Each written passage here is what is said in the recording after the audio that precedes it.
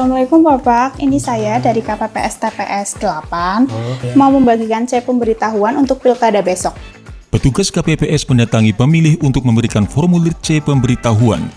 Formulir C pemberitahuan wajib terdistribusi kepada pemilih 3 hari sebelum pelaksanaan pilkada 2024. Assalamualaikum. Jika ada yang belum terdistribusi, maka KPPS wajib mengembalikan formulir pemberitahuan ke PPS. Sebelum pemilihan dilaksanakan, seluruh anggota KPPS melakukan persiapan di TPS, termasuk menempelkan salinan DPT, DPTB, dan daftar pasangan calon. KPPS mempersiapkan lokasi yang akan digunakan sebagai tempat pemungutan suara, dan TPS sudah harus siap 1 hari sebelum hari pemilihan.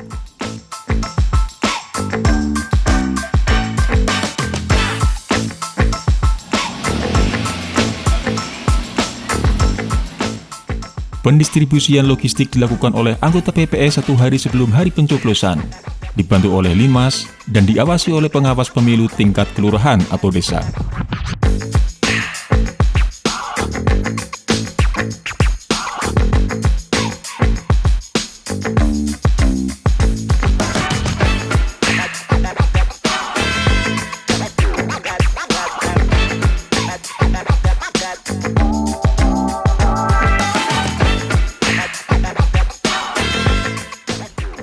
Pemilih datang ke TPS untuk melakukan pencoblosan surat suara.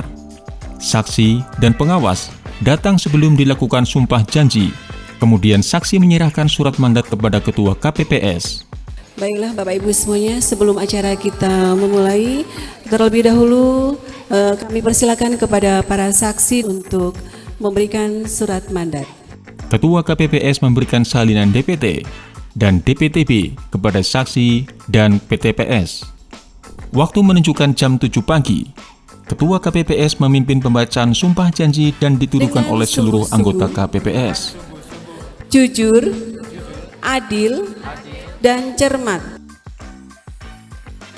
Anggota KPPS memeriksa kelengkapan kotak suara yang akan digunakan dalam pemungutan suara, serta memastikan kotak suara yang akan digunakan sudah dalam keadaan kosong dan kembali disegel.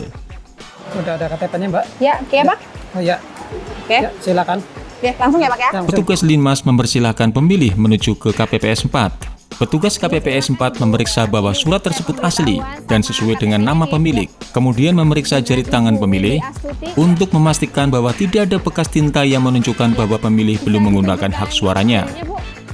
Ya, terima kasih. Silakan ke KPS 5. Baik, tinggal mengisi daftar hadir dulu Ibu ya. Ya. Pemilih kemudian mengisi daftar hadir di meja KPPS 5. Jika sudah lengkap, KPPS mempersilahkan pemilih untuk menuju area duduk pemilih dan menunggu namanya dipanggil untuk memperoleh surat suara. Silakan Misi Pak. Mbak, nyong arep nyoblos tapi kartu undangan wingi sing dibagi hilang kepripun Mbak? KTP di bawah nggak Pak? Ada KTP Iya, boleh ada. ditunjukkan? Nggih. Monggo. Iya. Nanti saya cek dulu di DPT nggih Pak. Nggih. Oh iya, nama atas nama Pak Tri ada. Nggih. Langsung saja ke KPPS 5 nanti tanda tangan. Pemilih yang tidak tertera di DPT dan DPTB wajib dicek pada cek DPT online. Silakan Pak. Iya, Mbak arep nyoblos tapi aku urung duwe undangan nih. Belum dikasih. Iya, Bapak bawa KTP-nya. KTP. Jika tetap tidak muncul, wajib memperlihatkan identitas kependudukan yang menunjukkan domisili setempat dan dapat memilih sebagai DPK setelah jam 12 siang. Bapak ke daftar di daftar pemilih khusus. Nanti kesininya jam 12 sampai jam 1. Jam 12. Pemilihannya, iya. Berarti ki urung bisa ki, Mbak? Belum bisa mencoblos. Oh, belum bisa. Berarti ngene maning jam 12. Oh iya. Jam 1, Sampai iya. jam 1. Ya, ini saya Oke. kembalikan dulu ya Pak. Oke, matur nuwun, Mbak. Formulir C pemberitahuan dipisahkan antara laki-laki dan perempuan. KPPS 1 menandatangani surat suara, lalu menyerahkan surat suara kepada pemilih. Surat suara untuk calon gubernur dan wakil gubernur berwarna merah maron, sedangkan surat suara untuk bupati dan wakil bupati berwarna biru muda. Windy Astuti, Silakan Mbak Windy, ini ada 2 kartu suara yang berwarna biru ini untuk Bupati dan Wakil Bupati, dan yang marun ini untuk Gubernur dan Wakil Gubernur. Cara mencoblos surat suara, coblos pada nomor urut atau pada fotonya, atau nama calonnya, atau kolom kosong tidak bergambar pada pemilihan dengan peserta satu pasangan calon, dengan memakai coblosan yang telah tersedia di bilik suara.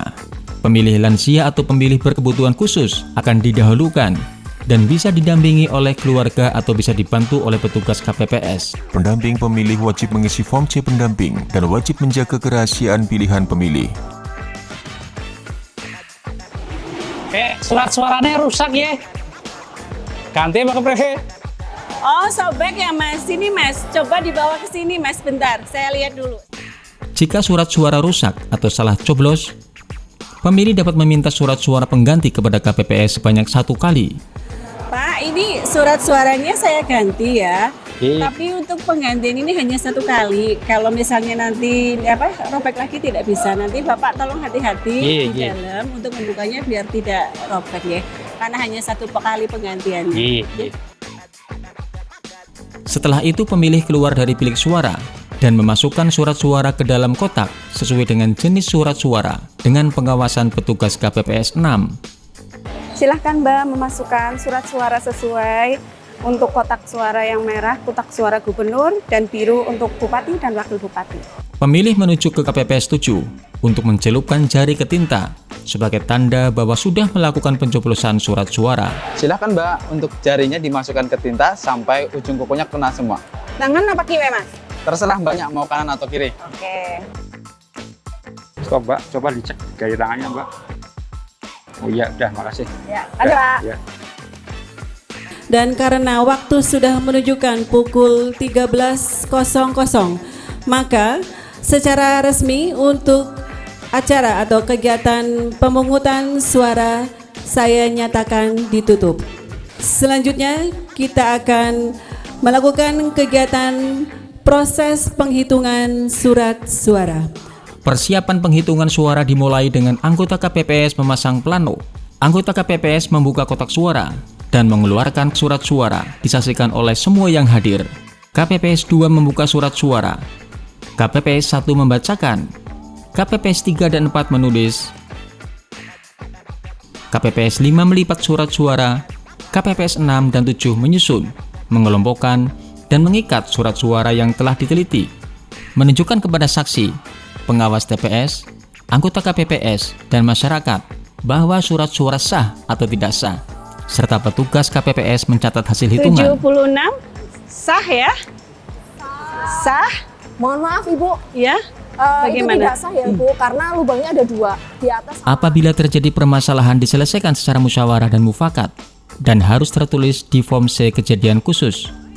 Tapi kalau menurut ketentuan bahwa jika lubangnya simetris ketika ini kita lipat, maka ini adalah sah. Ini karena masih di pasangan calon yang sama, masih lurus ya, ini simetris. Betul begitu? Betul Bu, soalnya kalau misalkan menurut peraturan KPU kan kalau misalkan ada 2 lubang yang itu sejajar dengan lipatan suara itu dianggap sah.